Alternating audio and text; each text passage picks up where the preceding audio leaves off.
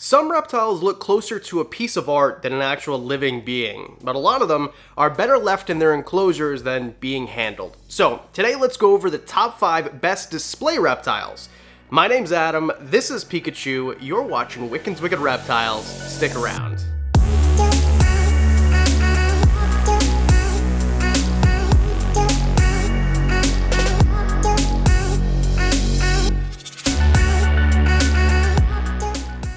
As beautiful as my man Pikachu is, I wouldn't consider him to be part of the list of display animals because he can be handled, no problem. You could keep him in a bin, whatever. The ones I want to talk about are ones that look beautiful but probably aren't the best for handling. And there's a few things that I want to make clear. None of these are venomous because even venomous snakes don't make good display animals because you still gotta clean and you still gotta feed them, and most of us shouldn't be keeping venomous. And display animals, for this category anyway, are beautiful and fun to watch. They don't just kind of sit there and hide, basically. You can actually see them. Okay, enough with the rules. Let's start off with number 5, caiman lizards. Now, don't get me wrong, caiman lizards can actually be handled, and they can be, well, not handled because they're so big, but they can be interacted with pretty safely for the most part. A lot of people call these guys water tegus, and most tegus, black and whites anyway, can be handled and interacted with because they can be socialized, and something this big might not feel super scared of a human. And I think for this list we'll go from most handleable to least handleable. Caiman lizards can get actually pretty large. They need a really large enclosure, but that helps make a really beautiful enclosure as well because there's so much to look at. And these guys need a little bit of height, and they need a big water receptacle. Like I said before, people call them water tegus.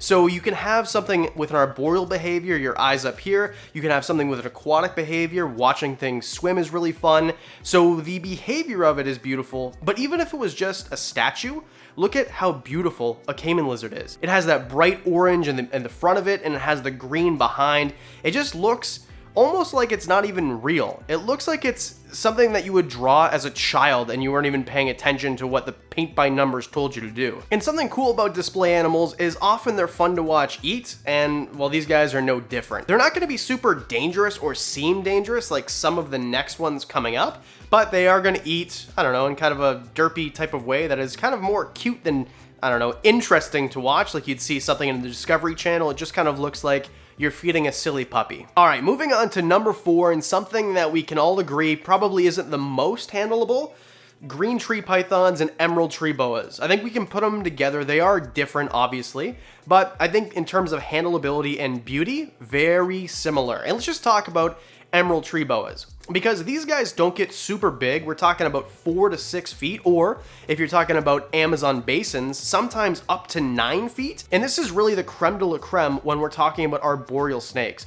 Green with this crazy white dorsal pattern. I can't think of many more animals in the animal kingdom, never mind just reptiles, that are more beautiful than an Amazon basin emerald tree boa. These are the most amazing looking non-venomous snakes, or one of, in my opinion. And although they're not going to be super active by any means, they do kind of coil up and they stay perched like this out in the open. They don't really try to hide. I guess at the end of the day, they do kind of mimic, like, they look like they could blend in, but a lot of the times they'll be right out in the open for you to look at. I love these guys. I literally have a tattoo of an emerald tree boa. I've always thought that they were beautiful, but they do have massive teeth. Huge teeth. You do not want to get bit by either a green tree python or an emerald tree boa, but an emerald tree boa has some of the largest teeth in comparison to its body size that you could ever even imagine. And they are known to be not super handleable. I mean, it's not the case where people will say that they're never handleable. I wouldn't say that's the case, but it is a little bit more difficult to get them to a handleable state than something like, I don't know, a ball python, or even like if you want to talk about arboreal snakes, a carpet python or something like that. But they can make really good pets because they do eat really, really well. So you don't have to worry about that. You just have to worry about, I mean, not getting tagged by one, but you don't have to worry about it starving itself to death or putting yourself in a dangerous situation. They're not big enough to really hurt you beyond kind of like an ouchie. It's not going to be like life-threatening or something like that. So I think that these guys really make a fantastic pet, especially if you're after something that just looks beautiful and you don't really mind not handling super much. Super much? A lot. Number 3, a kind of arboreal gecko, not a crested gecko, but a tokay gecko. I don't have one of these because I like geckos I can handle, like Littlefoot you just saw and Yoshi here.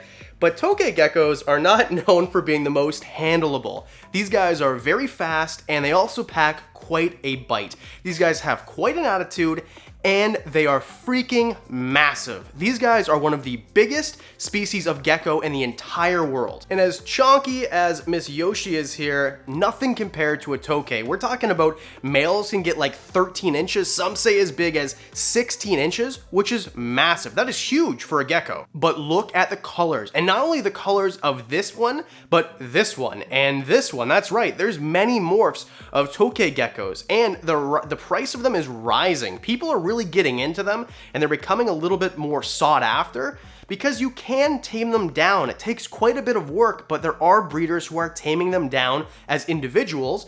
And I just think that if you want something to look at, what better than an animal that moves around a lot, has a really cool feeding response. It's really cool to watch them eat, and look at the colors of it. It's absolutely beautiful. And yeah, they make a lot of noise as well. So it's a little bit different. You're never gonna really hear a crested gecko make too much noise, but a tokay gecko is going to have vocalizations, let's call it that. Number 2, and one you probably didn't see coming, poison dart frogs. Well, you didn't see it coming because this is a reptile list and frogs are amphibians, that's how that works. But I had to include them because these guys are so beautiful, and they're not dangerous to you, and we'll go over that in a minute, because you might be thinking, well, they're poison dart frogs. I've seen movies, yes, they're pretty dangerous. They're actually not. They're not dangerous. They actually get their poison or their toxicity from what they eat in the wild. And because we feed them things here like flightless fruit flies, they lose their toxicity basically immediately once they're taken in from the wild. And if they're bred in captivity, they never have a toxicity at all. So you could eat one. Don't eat your dart frog. But if you did, you'd be fine. Well, you might get sick, but it wouldn't be from their toxicness. It'd be because humans aren't supposed to eat uncooked frogs. These guys are small, they're cohabitable, which is something I really like. You can keep them together in groups. They come in basically every color under the sun that you can think of. Again, I've got a dart frog tattooed on the inside of my arm that isn't colored in yet, but I think that the bumblebee ones, the black and yellow ones, are super cool. Not just because I'm a Bruins fan, but that's a really cool color combination. They really stand out. And like everything else that is poisonous, they have this bright color to let you know, hey buddy, don't eat me, or you're really gonna regret it. And that's what makes them so beautiful, is they have that threat display showing predators basically that they're gonna be in for a bad time if they treat them like a snack. You can make really cool bioactive enclosures for your dart frogs, and I think that's the coolest thing, because part of what makes a display animal is how beautiful the enclosure is to look at. You basically have a living, breathing piece of art, not just the animal, but the ecosystem that you create.